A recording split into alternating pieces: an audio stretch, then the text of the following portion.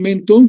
Primero vamos a hacer el diseño del pavimento rígido, que es sencillo, ¿no? No necesita mucho. Como ustedes ya lo han debido programar.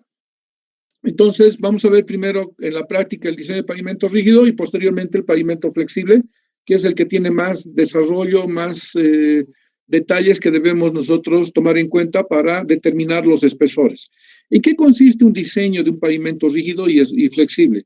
Nada más en determinar qué espesores van a tener cada una de las capas. Ese es el resultado final. Cuando a uno le dicen, quiero que me lo hagas el diseño de un pavimento rígido, entonces lo que él está buscando es que nosotros le demos el espesor de la losa con la cual nosotros vamos a construir. En cambio, en un pavimento flexible, nosotros cuando nos dicen, les voy a contratar, quiero que me hagan el pavimento flexible, entonces obviamente que yo le voy a entregar los espesores de las capas de rodadura, capa base y capa subbase. O podría haber una cuarta capa o una quinta capa. Todo depende del tráfico y del suelo de fundación. Entonces, ese es el objeto principal cuando uno hace un diseño del pavimento. Entonces, ustedes ya no van a utilizar este ábaco, que se llama Soroban, por si acaso, si alguien lo ha conocido, que todavía hasta esta fecha lo utilizan los japoneses, pero ustedes están más prácticos con sus calculadoras. Así que, primero, para determinar el espesor del diseño de la capa de hormigón, lo único que debemos hacer es aplicar esta ecuación, la que está aquí, y lo que nosotros vamos a determinar es simplemente, de toda esta ecuación, vamos a incorporar datos como, por ejemplo, vamos a incorporar los ex equivalentes, representados por la W18, vamos a utilizar parámetros estadísticos, desviación estándar, desviación normal. Ustedes saben que esta desviación normal está asociado al nivel de confianza. Y esto lo voy a sacar de una tabla que ustedes a lo mejor ya lo han visto en la práctica que ya les he pedido, ya está en el Classroom. Luego, necesitamos conocer la pérdida de serviciabilidad. Nosotros sabemos que la pérdida de serviciabilidad de un pavimento rígido comienza con 4.5, que es la serviciabilidad inicial, y dependiendo del tipo de carretera donde esté diseñando, voy a tomar en cuenta la de serviciabilidad final. Entonces, aquí voy a representar en este delta PCI la pérdida de serviciabilidad. Por otra parte, tenemos ya la serviciabilidad final nuevamente, no como pérdida, simplemente como serviciabilidad final. Tenemos el módulo de ruptura del hormigón. Tenemos el coeficiente de drenaje, representado por las letras CD. En este caso tenemos el módulo de reacción del suelo, representado por la letra K. El módulo de reacción es el suelo de fundación en este caso, ¿no? Luego necesitamos el módulo de elasticidad del hormigón. Y finalmente, el coeficiente de transferencia de carga, que está en función del tipo de berma. ¿Qué revestimiento va a tener la berma? ¿Va a ser de asfalto o va a ser de hormigón? Entonces, con todos estos datos que ustedes van a incorporar, ya conociendo dónde van a diseñar, qué tipo de pavimento, qué parámetros de partida tienen. Por ejemplo, aquí ustedes van a poner los ex equivalentes, la cantidad acumulada que ustedes ya saben calcular. Entonces, aquí, por ejemplo, la desviación estándar normal está en función del nivel de confianza. Entonces, ustedes entrarían a ver la tablita donde dice en qué categoría se encuentra la vía para la cual ustedes van a diseñar ese pavimento. Y en función al nivel de confianza, ustedes van a determinar esta desviación estándar normal. Entonces, teniendo todos estos datos, lo que ustedes tienen que hacer es despejar de esta ecuación la letra D, que representa el espesor de la losa. Como verán, en esta ecuación está en varios lugares, y lo que ustedes tienen que hacer en esta igualdad es hacer por iteraciones, determinar qué valor es el que iguala a esta ecuación. ¿Listo? Entonces, cuando ustedes hayan hecho la igualdad por iteración, van a determinar el espesor de la losa. Como ya les he mencionado desde un principio, cuando uno hace un diseño de pavimentos, en este caso un pavimento rígido, lo único que tendría que proporcionar al cliente es ese espesor de losa. Pero no le vamos a dar como tal como nos va a salir, como ya habíamos visto, ¿no? 26.57. Ese es el espesor y aquí está el servicio y se lo entrego. No es así. Nosotros debemos darle un espesor que de pronto sea fácil de construir y fácil de controlar, ¿no? Entonces, eso es en definitiva lo que vamos a calcular. Dependiendo también de qué tipo de pavimento vamos a hacer. Normalmente ya sabemos que vamos a hacer el JPCP. El tipo de pavimento más común que estamos diseñando en nuestro medio es el JPCP, ya sea urbano o rural. Cuando es urbano, normalmente no lleva juntas, ¿no? Y cuando es rural o de la carretera, ese sí va a llevar juntas. Entonces, esta ecuación es para ese tipo de pavimento, o para los otros también, pero tienen otras particularidades, otros de diseños complementarios que se debería hacer. Entonces, como este es el común, vamos a aplicar esta ecuación nada más. En cambio, el espesor de la capa subbase, nada más es una convención que se ha adoptado. Sabemos que con 15 centímetros o 20 centímetros de espesor es suficiente para darle una nivelación a la superficie antes de vaciar la losa y además presentar una superficie estable, ¿no? Por eso es que esta capa subbase la vamos a compactar, ¿no? Bueno, esa es la única ecuación que ustedes deberían tener lista para determinar el espesor de la losa. En este caso nos va a dar el resultado en pulgadas. Bueno, entonces aquí ustedes vayan copiando esto. Tenemos esta cantidad de equivalentes. Tenemos aquí la serviciabilidad inicial de 4.5, la serviciabilidad final, en este caso correspondería a una ruta de la red vial fundamental. Para eso nos sirve saber dónde estoy diseñando. Si fuera municipal, por ejemplo, podría utilizar el valor de serviciabilidad final de 2. Si fuera departamental, también el valor de 2, ¿ya? En este caso, el nivel de confianza es 85. Entonces, si es 85, probablemente sea un camino de la red vial fundamental. Bueno, tenemos aquí otro parámetro que está asociado al tráfico, al nivel, el análisis del comportamiento del pavimento asociado al tráfico, si se ha realizado mediante aforos o hemos podido contar con información completa de un año registrada mediante contadores de tráfico.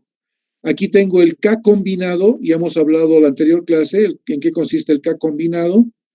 El K combinado nada más es la capacidad de soporte tanto del suelo de subrasante como la capacidad portante de la capa subbase, ¿no? Porque ya saben que la losa no está apoyado directamente sobre la subrasante, hay un elemento intermedio y por eso debemos calcular el K combinado.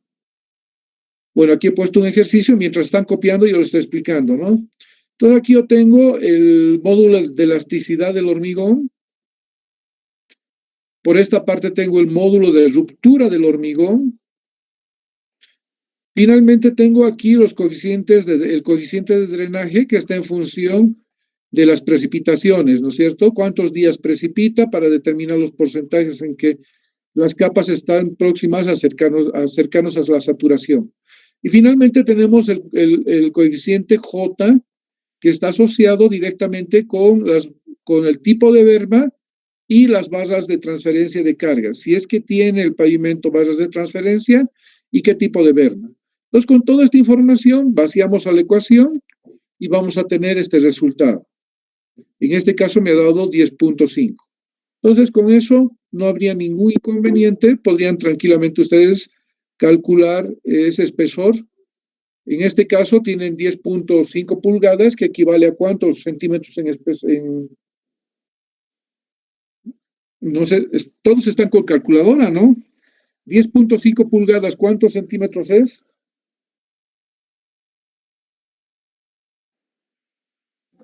$26.67. Entonces, ¿qué espesor yo debería recomendarle? 27. Normalmente vamos a redondear siempre al mayor, mismo que tenga 26.4, 26.3, siempre al mayor. Perfecto. Bueno, esto es lo que normalmente les voy a enseñar a ustedes porque aprender a diseñar los elementos complementarios, como es el diámetro de la barra de transferencia de carga, el diámetro de la barra de sujeción, la longitud, el espaciamiento, todo eso son otros diseños complementarios que ustedes, yo creo que cuando ya estén interesados en esto del diseño de pavimentos, lo van a aprender con detalle. Pero de momento me interesa que ustedes puedan determinar el espesor de la losa. Entonces, esto terminaría aquí en cuanto a pavimento rígido. Vayamos ahora a ver lo que corresponde al pavimento flexible. Entonces, en un pavimento flexible, nosotros ya hemos dicho que debemos conocer el suelo de fundación, que sería esto lo que está debajo de la línea roja, ¿ya? Entonces, este es el suelo de subrasante, ¿sí? Vamos a conocer ese suelo de fundación, qué capacidad portante tiene, y con ese suelo de fundación vamos a determinar el número estructural, obviamente sabiendo la cantidad de aplicaciones de carga sobre este pavimento. Solo estos valores necesitamos, conocer la capacidad portante del suelo de fundación, como las aplicaciones de carga que están expresadas en cantidad de ejes equivalentes acumulados. Eso es lo único que necesitamos. Con estos dos datos vamos a poder nosotros determinar el número estructural. Supuestamente un número estructural es todo esto, ¿ya? Pero es un valor nada más. Pero lo que nosotros necesitamos determinar son los espesores tanto de la capa de rodadura como de la capa base y así como de la capa subbase. ¿Ya? Entonces, para un pavimento flexible, nosotros ya sabemos que vamos a aplicar esta ecuación del mismo modo que en el otro caso. Nosotros aquí tenemos la cantidad de ejes equivalentes, que está representada por la letra B doble, cantidad de ejes equivalentes acumulados en el tiempo, en el periodo de diseño que he estimado. Tengo nuevamente parámetros estadísticos como la desviación estándar normal y la desviación de estándar total. Ya saben que este parámetro, igual que en el diseño de pavimento rígido o flexible, está asociado al nivel de confianza. Luego tenemos la pérdida de serviciabilidad, que en este caso, en pavimento flexible, el valor inicial de serviciabilidad es 4.2, a diferencia del rígido, que es 4.5. Entonces, lo que yo necesito es conocer la serviciabilidad final para hacer esta pérdida de serviciabilidad, todo dependiendo qué tipo de pavimento esté diseñando. Si va a ser uno de la red vial fundamental, va a ser un pavimento concesionado, va a ser de la red vial departamental o municipal, eso va a variar para determinar esa serviciabilidad final. Y finalmente tenemos lo más importante, que es el módulo resiliente, que que representa la capacidad portante del suelo de fundación. ¿Perfecto? Hasta ahí yo creo que no tiene ningún inconveniente. Entonces, poniendo los datos, voy a hacer una iteración y voy a determinar el número estructural. Bueno, aquí lo he puesto en inglés, número estructural sería en castellano, y aquí en inglés, como representado por SN. ¿Qué es el número estructural? Nada más es un valor no es adimensional, es un valor que tiene unidades de longitud, pero que no me dice nada. No sé cuánto de capa de rodadura voy a tener, cuánto de capa base, cuánto de capa subbase. ¿Perfecto? Entonces simplemente me da un número que representa el total de la estructura del pavimento, sin discriminar o sin identificar exactamente cuánto es la capa cuánto de espesor tiene la capa de rodadura, cuánto la de base y cuánto la subbase. Entonces, esto quiero que lo copien, porque estos datos vamos a repetirlos permanentemente. Me avisan cuando ya lo hayan terminado de copiar para ir avanzando rápido. Por ejemplo, los datos que yo necesito. Si voy a hacer un pavimento flexible, ¿para qué tipo de red vial lo voy a diseñar? En este caso, necesito conocer la red vial fundamental. ¿Para qué lo estoy poniendo esto? Probablemente sea para poder elegir el nivel de confianza, podría ser un dato. Vía bidireccional, necesito conocer qué capa de rodadura le voy a poner a ese pavimento flexible. ¿Le voy a poner tratamiento superficial o concreto asfáltico? Otro dato que me interesa conocer es cómo se ha determinado la cantidad de vehículos para determinar el TPDA. En este caso del ejercicio, se habría determinado mediante un aforo vehicular durante 7 días continuos. Entonces, en este caso he debido utilizar factores de expansión para poder determinar este valor de TPDA, porque ustedes ya saben, en función de la variación cíclica que puede haber durante todo un año, podía haber calculado mi aforo, lo podía haber hecho en esta semana, en esta o tal vez por acá. Entonces, a través de factores estacionales voy a hacer un ajuste para poder determinar el TPDA. Me interesa conocer la tasa de crecimiento, cuánto va a crecer esta tasa de crecimiento, para qué tiempo de vida útil voy a diseñar el pavimento, también nos interesa conocer, y en función de toda esta información del TPDA, la tasa de crecimiento, el periodo de vida útil, voy a calcular mi cantidad de equivalentes. Entonces, esta cantidad de equivalentes lo vamos a utilizar permanentemente hasta el final. Por otra parte, también me interesa conocer la calidad del drenaje, qué tipo de drenaje voy a tener en función de la calidad. Entonces, en este caso, vamos a adoptar de que mi calidad de drenaje me refiero a cuánto tiempo puede drenar el agua de las capas de la estructura de pavimento. En este caso vamos a adoptar como regular. Por otra parte, vamos a tomar en cuenta para determinar los coeficientes de drenaje, los tiempos de lluvia, tiempos de hielo, tiempos de deshielo. El hielo es prácticamente nieve, ¿no? Tiempos de nieve. Yo le he puesto hielo, me he equivocado, pero lo voy a corregir. Entonces, esos datos son los más relevantes y con estos datos yo ya puedo imaginarme una estructura de un pavimento. Y lo que necesito calcular es los espesores. Ya les he dicho, el producto final de todo esto es los espesores. Entonces, remitiéndome a las especificaciones técnicas o técnicas generales del ABC, o puedo tener unas especificaciones técnicas especiales, yo puedo tener estos datos. Por ejemplo, la capacidad portante de la subrasante es igual a 10 de la subrasante. Entonces, aquí tengo el CBR de cada una de las capas. Por otra parte, en este tramo, la capacidad portante del suelo de su base es igual a 30 y la capacidad portante de la capa base es igual a 20.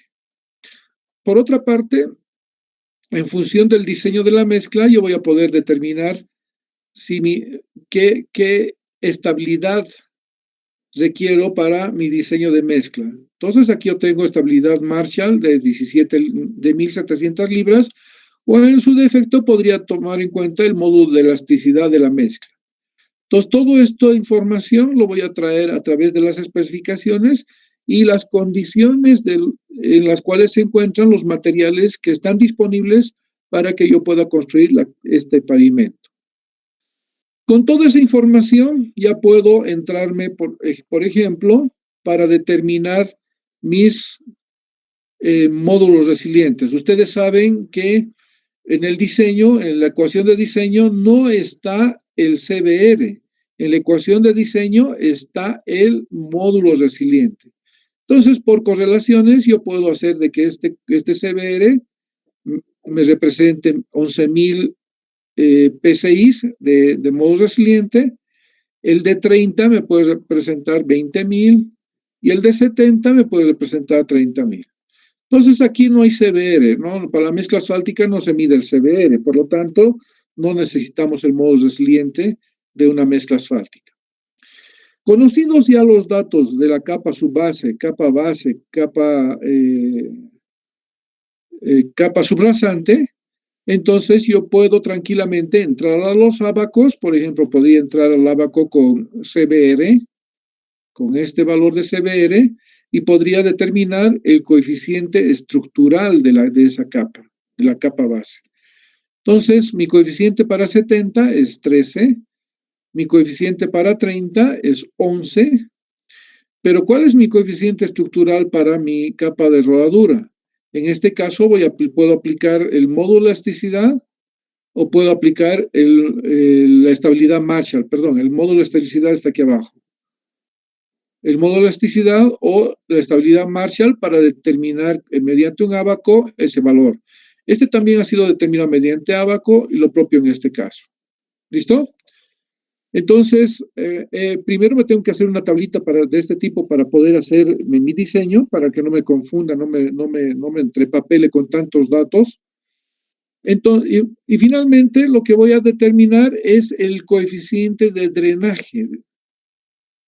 Para el coeficiente de drenaje, yo lo que necesito saber, habíamos visto que en la página anterior necesitamos saber los días de precipitación, la calidad del drenaje. Con estos dos datos, yo voy a tranquilamente calcular determinar, perdón, no calcular, determinar los coeficientes de drenaje. Entonces ya tengo toda la información armada acá, con toda la información que tenía de manera primicial. Estoy diseñando un pavimento para una red vial fundamental, eso ya lo habíamos dicho, y otros datos que los vamos a ver más adelante. ¿Listo? Entonces vamos al diseño. Entonces, si ustedes han visto acá, tenemos estos datos, los coeficientes de estructurales y los de drenaje, ¿ya? No tenemos los espesores, pero tranquilamente con el suelo de subrasante y las aplicaciones de carga, traducido en ex equivalentes, puedo yo determinar que el número estructural, ¿listo? El número estructural, conociendo la capacidad portante del subrasante y las aplicaciones de carga, ¿ya? Entonces, en este caso, yo tendría el número estructural, tengo los coeficientes. ¿Qué es lo que me está faltando? Determinar estos espesores. ¿Cómo voy a determinar? Lo puedo determinar, por ejemplo, dejando en cero la capa de herradura. Por ejemplo, esta la voy a anular, le pongo 0. Esto, por más que tenga aquí 0,40, va a ser 0, ¿no es cierto? Entonces, de pronto, se me ocurre también eliminarla esta. Y mi pavimento va a estar constituido solamente de una capa base en este caso, ¿no? Pero no es el objeto ese, no es el chiste. El chiste es determinar tanto los espesores de la capa de herradura como los de la capa base y como los de la capa subbase. Por eso es que pongo acá que no existe una única solución. Podría ser lo contrario, ¿no? Eliminar la capa base y ponerle un espesor aquí, despejando H3, tranquilamente determino el espesor de la capa subbase. En este caso, esto recomienda dos procedimientos para determinar los espesores de cada una de las capas. Un procedimiento se llama análisis de verificación por capas y el otro procedimiento se determina selección de espesores mínimos. Vamos a ver primero el inciso A y posteriormente vamos a ver en qué consiste el inciso B. De igual manera vamos a determinar espesores, tanto mediante el primer submétodo, por llamarlo, y después por el segundo submétodo. Entonces vamos a hacer el primero. ¿En qué consiste esto? Dice que nosotros vamos a determinar este espesor de la capa de rodadura de manera inicial. Solamente vamos a determinar calculando que el número estructural, dice, sobre la capa, en este caso, sobre la capa base. ¿Me entienden? Es como si no existiera. Imagínense que no existiera. Voy a cambiar de color porque no se ve muy bien. Dice que voy a determinar el espesor de la capa de rodadura inicialmente calculando el número estructural como que si esta capa de rodadura solo estuviera apoyado sobre la capa base. Olvídense lo que está ahí abajo. ¿Listo? No existe nada más. Entonces agarro la ecuación de diseño, aquella que ustedes conocen, aquella larga. Voy a poner las aplicaciones de carga que van a ser las mismas. Va a estar siempre constante la cantidad de ejes equivalentes acumulados. Siempre va a ser constante. Perdón, acumulados, ¿no? En este caso sería 3.456.789, si no me equivoco. ¿Es esa cantidad? Si alguien me puede verificar. Sí. Ya, perfecto. Entonces, esto lo voy a mantener constante, pero en este caso, para determinar el número estructural de la capa, el número estructural SN1 va a estar apoyado sobre la capa base. En este caso, ¿cuál sería la capacidad portante de la capa base? Obviamente en módulos resilientes, ¿no? Sabemos que en este ejercicio hemos adoptado con un CBR de 70, pero ¿cuál es el valor de módulo resiliente? 33.164. Le pondremos 33.000 nada más. ¿Listo? Ya. Entonces, eso es lo que voy a hacer. Voy a calcular esto y voy a aplicar esta partecita de la ecuación, esta partecita de toda la ecuación, esta partecita. ¿Qué la voy a llevar aquí? Fíjense, la llevo acá. Y lo único que estoy haciendo es despejar H1. Fíjense, H1 lo dejo ahí y el coeficiente estructural pasa a dividir. Entonces, fíjense, H1, tengo el número estructural ya calculado, el S1, que está apoyado sobre la capa base, y como estaba multiplicando acá, viene a dividir. Entonces, ya habría yo determinado el primer espesor de toda esta estructura. ¿Ya? Segundo, voy a borrar todo esto. Como ya conozco esto, supongamos que aquí de todo ese ejercicio me ha dado que esto es 7, digamos. Ya conozco el H1. Entonces lo que voy a hacer a continuación es calcular el número estructural 2. En este caso voy a seguir utilizando la misma cantidad de ejes equivalentes acumulados. Va a ser la misma cantidad de ejes equivalentes. Pero en este caso, este número estructural que voy a calcular va a ser apoyado sobre la capa subbase. Y en este caso lo voy a expresar esta capa subbase en módulos resiliente. ¿Y qué valor teníamos acá?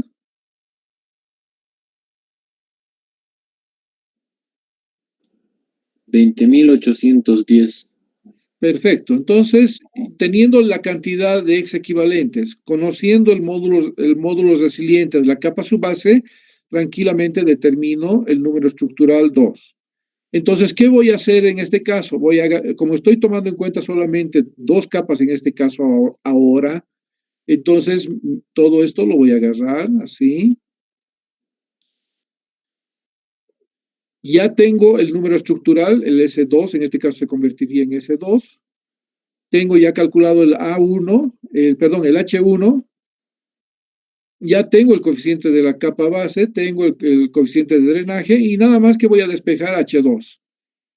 Entonces, voy a hacer una verificación acá. Conozco H2, conozco el S1, conozco los coeficientes y determino el valor de H2.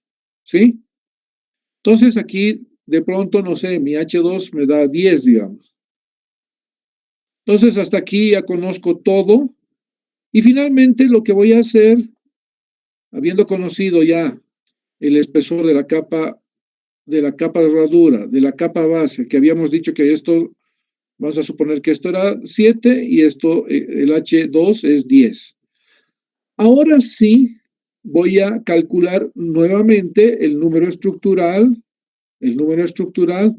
apoyado sobre el suelo de subrasante. En este caso, yo me acuerdo que este suelo de subrasante en CB era igual a 10, pero en módulos resiliente, este suelo de subrasante es igual a 11,000 y algunos datos, no me acuerdo muy bien. ¿Está bien? Entonces, si yo ya tengo H1, H3, ya conozco esto, solo me faltaría determinar el conozco H1, H2, ahora solo me falta determinar H3. Entonces, la aplicación de cargas va a ser la misma, de equivalentes, mismo que sea para el S1, S2 o S3, la aplicación de cargas va a ser constante. Entonces, como ya conozco el H1, H2, ya conozco todo esto prácticamente. Perdón, se me ha...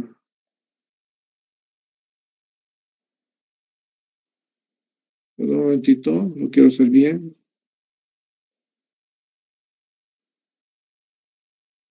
Ya. Entonces, lo que les decía, en este caso, ya conozco todo esto, ¿no? Los espesores. Y además, en este caso, ya sería el SN3.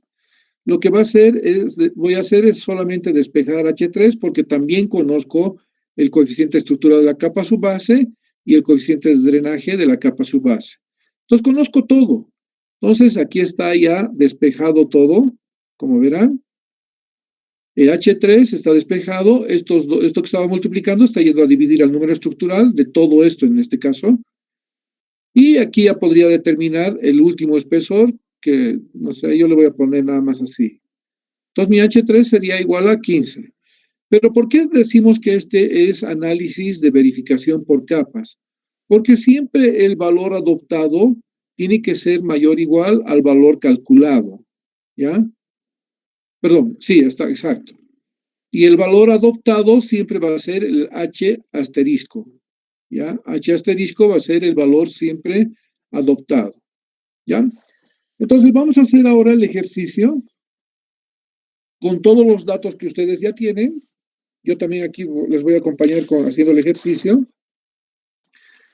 Calculen ahora el número estructural S1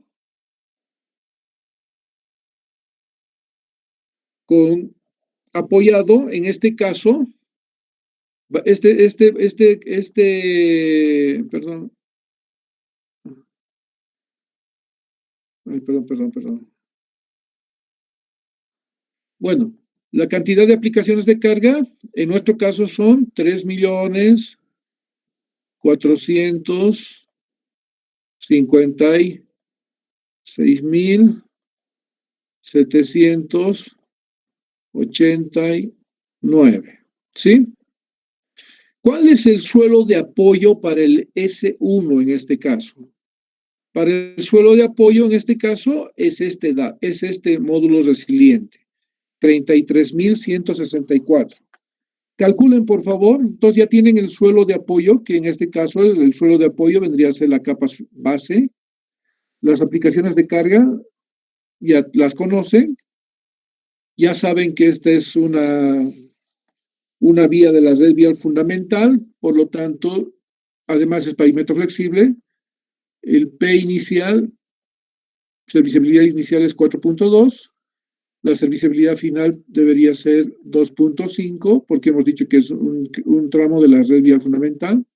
¿Qué otro dato más necesitan para poner a la ecuación? A esta ecuación. Ya saben aquí que estos 3 millones es de la red vial fundamental, por lo tanto, ¿cuánto sería el nivel de confianza? Pregunto, por favor, respóndame. 85%. 85, ¿no? Con las tablitas de estadísticas voy a determinar el valor de Z sub 0. El desviación estándar total, habíamos dicho que este dato ha sido determinado mediante aforo, ¿no? Entonces váyanse a la tablita donde tienen el aforo, la desviación estándar total, por favor.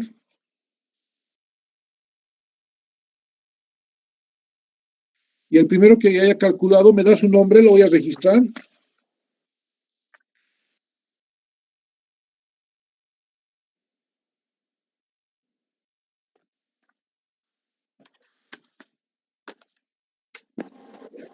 Ingeniero, perdón, ¿será que puede volver a repetir justamente todo lo que ha indicado del ejercicio? Se me ha cortado el internet y ya no le he escuchado nada. Uy, ha explicado hartísimo y media hora, más de media hora. Bueno, no, los últimos 3 minutos debe ser. Con lo anterior, donde ya estaba indicando la tablita pasada, creo que es anterior a esta. Sí, lo vamos a ver más adelante, no te preocupes, es simplemente una explicación pequeña, pero eso lo vamos a ver más adelante, es repetitivo todo lo que vamos a hacer. Así que de momento No lo que quiero es que... ahorita para calcular. ¿Perdón? No sé lo que pidió ahorita para calcular, ya no le he escuchado. Esto nada más deberían tenerlo. Aquí está la cantidad de ex equivalentes. Sí, pero me refiero a, justamente estaba ahorita con una tabla. Después de eso. El suelo de fundación es ese, nada más. Y ahora lo que ustedes tienen que hacer es poner esos dos datos en esta ecuación. Aquí voy a poner 3 millones. Aquí me han dictado que el R es igual a 85. Por lo tanto, me voy a la tablita y voy a obtener el Z sub R. Luego, el módulo resiliente ya lo tienen. Este módulo resiliente que está aquí, ya lo tienen. En este caso, el módulo resiliente de la primera capa debería ser este dato.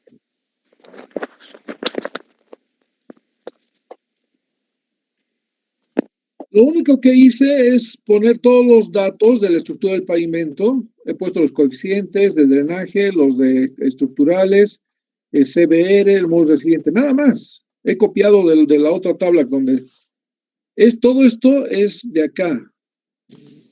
De acá. Nada más.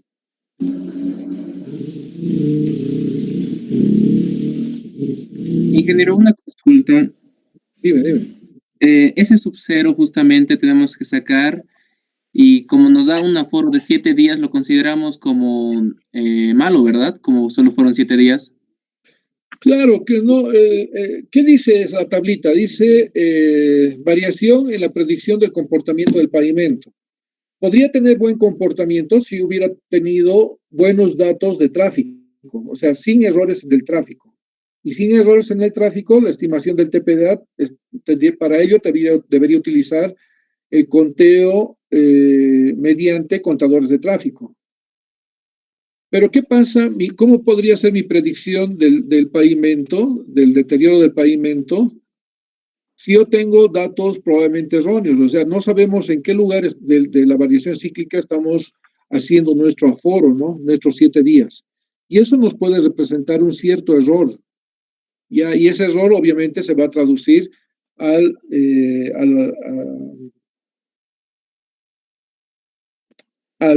deterioro del pavimento, ¿no?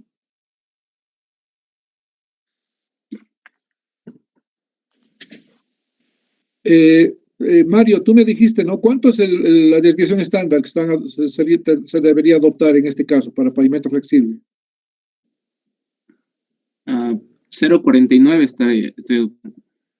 Con errores en tráfico, porque esto es aforo, ¿no es cierto? Exacto. Perfecto, está bien. Ese sería el valor de la desviación estándar total. Hemos dicho para esta desviación estándar normal, el nivel de confianza, por tratarse de la regla fundamental, va a ser igual a 85.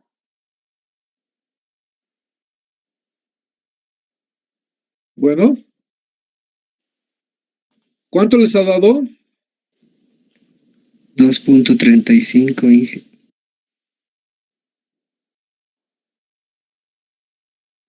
Bueno, vamos a ver si es cierto.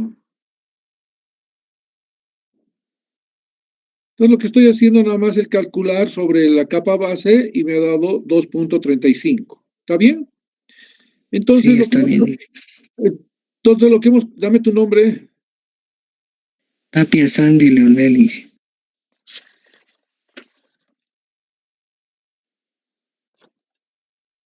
Perfecto.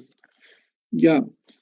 Entonces, lo que habría calculado nada más es la primera parte de toda esta ecuación, ¿no ven? Sabemos que el número estructural es la sumatoria de los coeficientes estructurales de drenaje y los espesores de cada una de las capas. Y aquí está cada una de las capas, lo vamos a repetir esto varias veces. Esta partecita me representa el S1, esta me representa el SN2, esta me representa el SN3, ¿ya? Entonces, ¿cómo hemos calculado solamente? Como si no existiera pavimento, solamente este pavimento va a estar constituido de una sola capa. Entonces, lo que voy a hacer aquí, quiero que me acompañen, yo estoy poniendo aquí este número estructural que ustedes han determinado, que está demarcado con rosado, es porque lo voy a poner aquí, ese número estructural. Entonces, 235, es lo que han calculado. Ahora lo que voy a hacer es, voy a despejar H1, y ese H1 lo voy a llevar aquí. ¿Cuánto me saldría ese H1 teniendo ya el número estructural y el coeficiente de ¿cuánto? 588, Inge. 5,88. Ese sería mi espesor de mi primera capa, ¿no? Del H1. Entonces pongo 5,88. Pero aquí hagamos un alto. Quiero que presten atención, no se distraigan.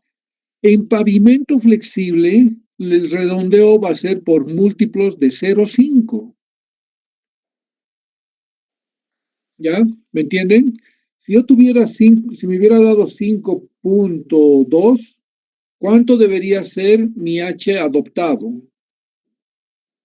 El H adoptado va a ser el que está con asterisco. Si fuera 5,2 y voy a hacer múltiplos de 0,5. 5.5. 5,5. Exacto, 5,5. Eso sí se puede construir en pavimento flexible. Podemos utilizar múltiplos de 0,5, ¿ya? Bueno, ahora que ustedes han calculado que es 5,8, ¿cuánto debería ser el H asterisco adoptado? 6. 6. Perfecto, vayan poniendo 6 entonces en ese lado. Ahí está 6. Y ahora necesitamos calcular el número estructural con el espesor adoptado. Para esto vamos a multiplicar 6 por este coeficiente, por el coeficiente de drenaje, que en este caso es igual a la unidad, y vamos a obtener el número estructural, ya les he dicho, con el H adoptado. En este caso va a ser el número estructural adoptado, ¿no? ¿Cuánto sería? 2.4. 2.4. 2.4. Entonces, yo voy a ir acumulando los números los números estructurales adoptados en esta columna. Entonces, esto lo voy a copiar nada más acá. 2.4. ¿Listo? Entonces, la verificación por capas debemos hacer de esta manera, fíjense. Ahí está la verificación por capas.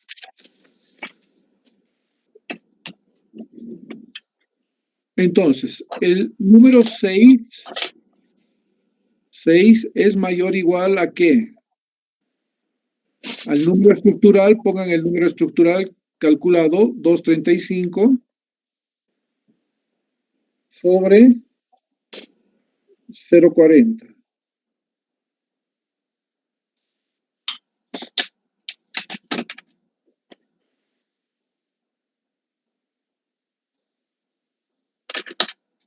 ¿5,8, no? ¿Está bien? Sí. Entonces, 6 es mayor que 5,8. Por lo tanto, el valor adoptado está ok. Por eso se dice este método por verificación por capas. Entonces, aquí ya también puedo hacer otra verificación del número estructurado adoptado, que en este caso es 2.4, que es mayor o igual a 2.35. Entonces, aquí sería 2.4. 2.4 es el SN adoptado, que debería ser mayor o igual al calculado, que ustedes han calculado 235.